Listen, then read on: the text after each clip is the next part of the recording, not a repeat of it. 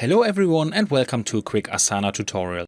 In today's video we are going to look at how to enable dark mode in Asana. This is actually quite simple. To do that, let's open Asana and I'm here in my dashboard. We can see right now that Asana is in light mode for me. How do we change that? I click on my profile in the upper right corner and select Settings. Here I switch to the tab Display and find Themes. I can now easily switch from light mode to dark mode, and with this change Asana is always in dark mode. With the item Sync with System Settings, this function is adapted to Windows. If I change Windows to dark mode, this is also applied to Asana and all other programs. This has the advantage that I only have to change one program if I want to.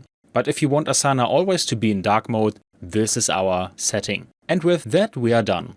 I hope you enjoyed the video and I will see you again in the next tutorial. Until then, your tutorial guy. Bye!